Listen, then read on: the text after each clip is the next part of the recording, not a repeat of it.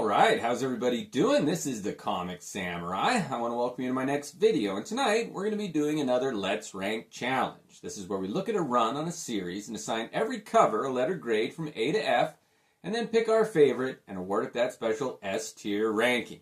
And tonight we're going to be looking at Alan Moore and David Lloyd's epic series of V for Vendetta that premiered in 1988. This is a 10-issue limited series, so without any further ado, let's go ahead and jump right in. First up, we got this issue number 1, and it is an iconic image. I do love this cover, and it is a wraparound cover, and I'll put the entire image up here on the screen. And what I like about this one is it's a bit of an enigma, like the story.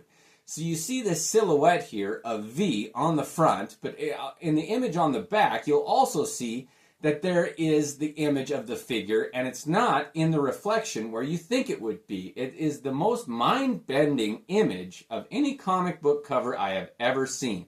Is that really Evie, the girl, in the silhouette there, or is it supposed to be V moving through time?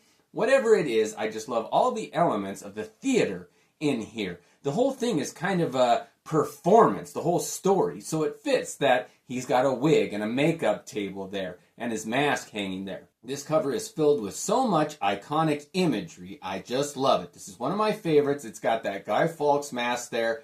Alan Moore and David Lloyd came out of the gate swinging, and this one gets an easy A. Next up, we've got issue number 2, and David Lloyd's art is so moody. I just love how you can capture the tone of a story here.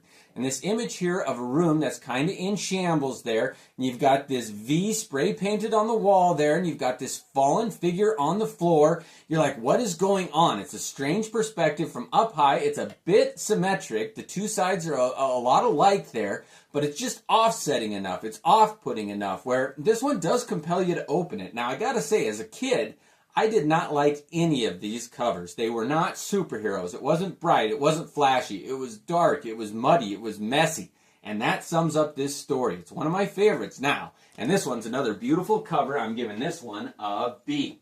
Next up is issue number 3 here, and I love this cover.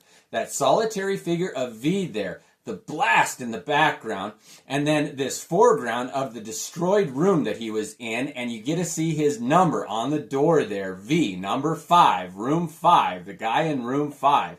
That's what they called him in this whole story, and I just love this image there. There's other figures that are experiencing the blast, cowering in fear there, the lighting.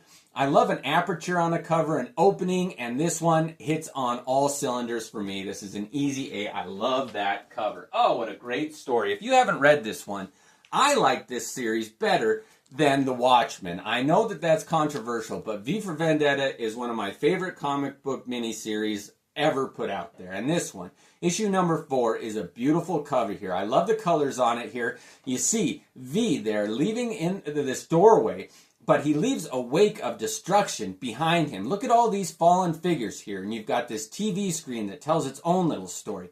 And look at how the trade dress color is reflected there. They use this blue. It's so moody. It's beautiful. Each one of these covers is a work of art here. The only thing I don't like about this one is that there's not a central figure. There's nothing that's really the focal point of this cover. Like in the last one, you had that silhouette. This is another beautiful cover, but it's not quite A-listing here. This one just gets a B from me.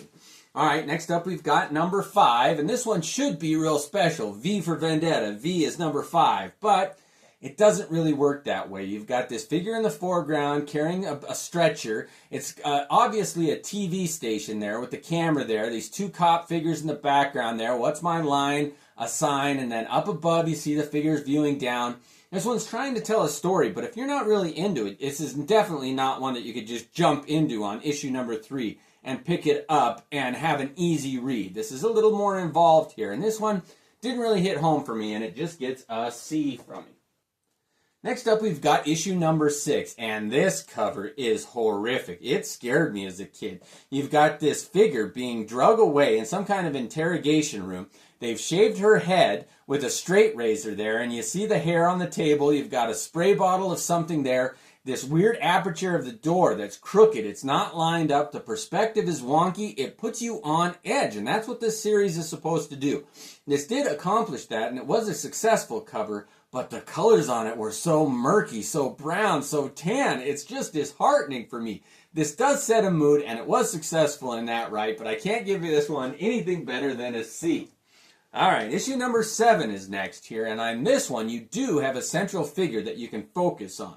You've got V here in his disguise with that Guy Fawkes mask and his hat there and this hand reaching up at the viewer there. But what gets me on this one is the lighting. That pastel blue, it's like a flashbulb, it's a tableau, it's a moment of time that's been captured by David Lloyd, the artist here. The buildings in the background, that stark black, but the blue on this one. I love this one. It's a beautiful cover. I just wish there was a little more story being told in all this wasted space here. And for that reason, I'm giving it a B, but it is a beautiful cover. Next up, we've got issue number 8 here, and this one. I love this cover. With the carousel, all of these horses up above and the dominoes down below lit with that stark blue. I love this forced perspective where you've got these dominoes up close here. You've got V and Evie in the midground and then those horses of the carousel in the background there. And the coloring, how it's done different. You've got the bright, bold colors on the horses and then you've got this blue, moody, shadowistic lighting on those dominoes there. This one tells a story. It hits on every cylinder. It's one of my favorite covers of all time. I love this cover, and it's an easy A. Oh, that was such a great cover there. All right, next up we got issue number 9 here, and this one is kind of a monochromatic cover. It's just kind of this pale green here. You've got something almost covering the entire cover there. You don't know, it is a person. I mean, I don't know if it's their pant leg, their cape, or what. But it just covers so much of the landscape of the cover there. I didn't like that choice. And you've got this cop here on the ground drawing his gun and he's recoiling in horror there. And it does tell a good story in that vein. But it's not very superhero. It's not very intriguing. This one didn't capture my imagination. Too much space just wasted with that cape there. And this one gets a C for that reason. All right. Last up we got issue number 10 here. And this is the finale with that beautiful train here pulling out of the station, loaded with the explosives or whatever, and you've got V standing there in the foreground, and then you've got this blood trail of somebody crawling away from it, but you don't know if it is actually V or if that's Evie wearing V's disguise or costume there.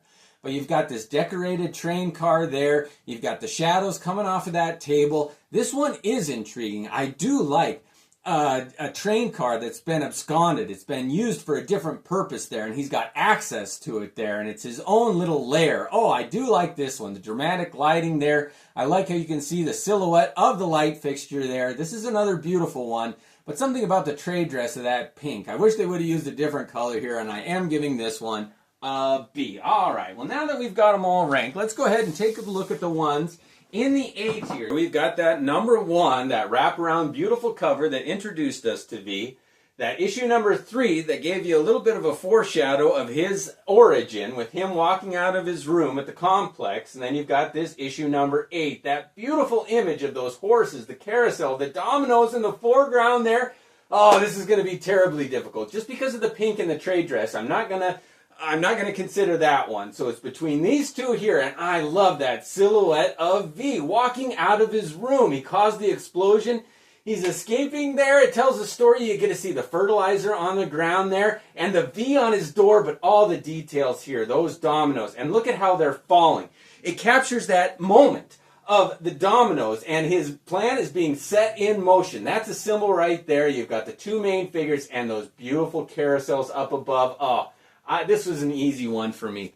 I love this cover here. It's always been one of my favorites. This issue number 8, it captures that dreamlike, fairy tale, haunting story. It's like a mix between a nightmare and a dream, unlike any other cover.